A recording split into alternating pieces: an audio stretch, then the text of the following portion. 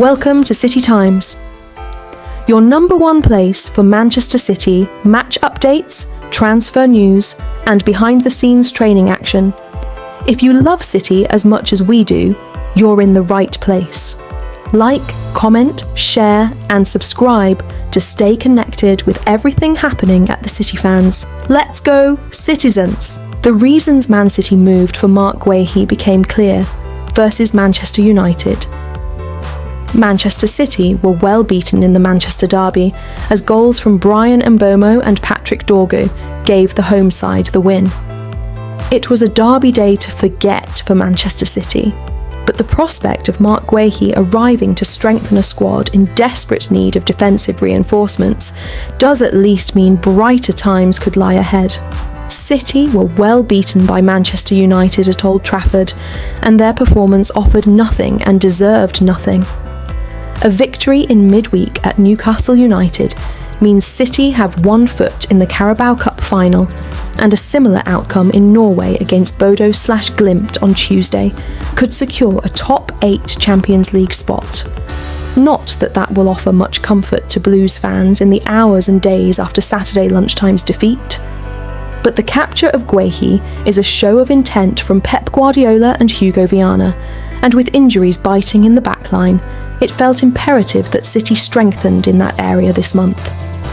The dismal Derby Day defeat highlighted the difference Guéhi could make. City again began with Max Allain and Abdulkadir Kusanov at the heart of the defence, with Nathan Ake on the left, and all three suffered nervous starts at Old Trafford.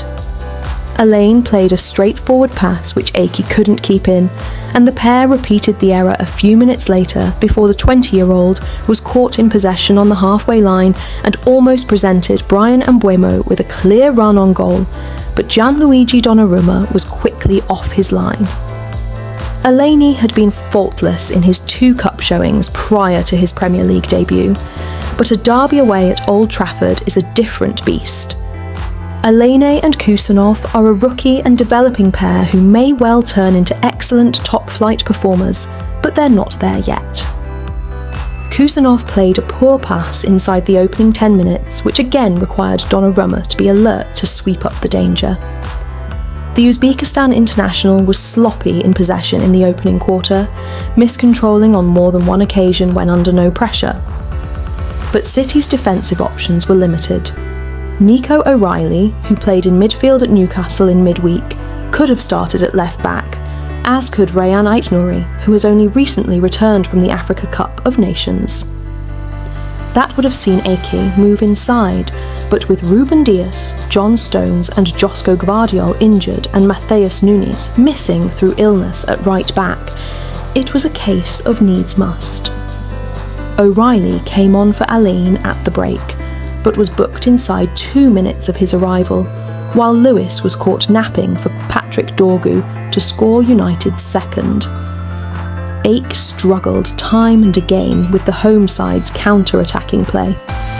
Kusanov grew into the contest and made a couple of telling interceptions and interventions, further underlining the potential the 21-year-old possess.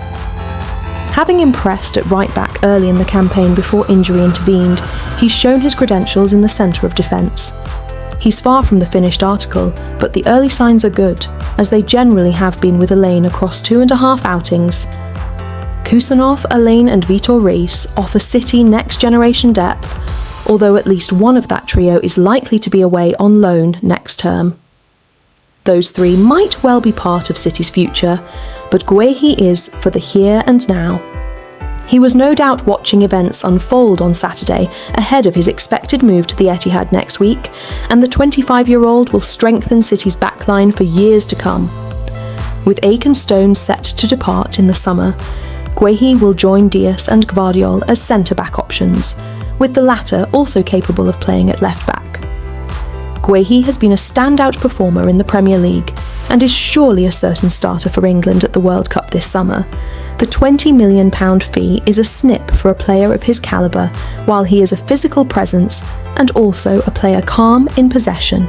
Since the opening day of last season, Guéhi ranks in the Premier League top 10 for line-breaking passes, duels won, and aerial duels won, highlighting his all-round game.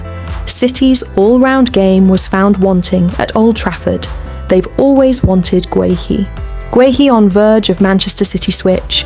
Man UTD reject Maguire offers. Liverpool latest, all the latest January transfer window news, gossip and rumours. Manchester City have agreed a deal in principle to sign Crystal Palace defender and captain Marc Guehi. Guehi had been garnering interest from other clubs such as Liverpool, Arsenal and Bayern Munich, but Pep Guardiola's side will win the race for the centre-back. Oliver Glasner confirmed as much in a press conference on Friday, where he also announced his decision to leave Palace at the end of the season.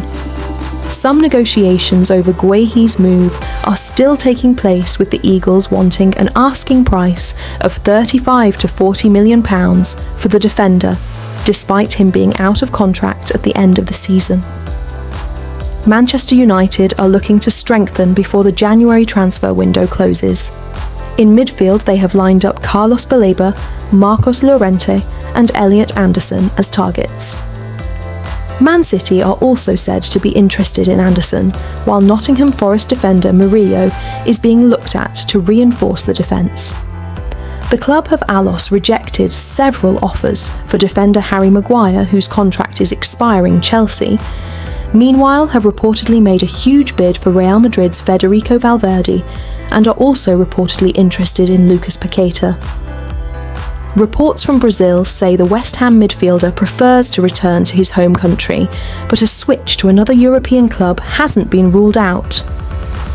Federico Chiesa is willing to take a wage cut to get his move back to Juventus, according to Gazzetta dello Sport, who describe the touted switch as a matter of love for the Italian.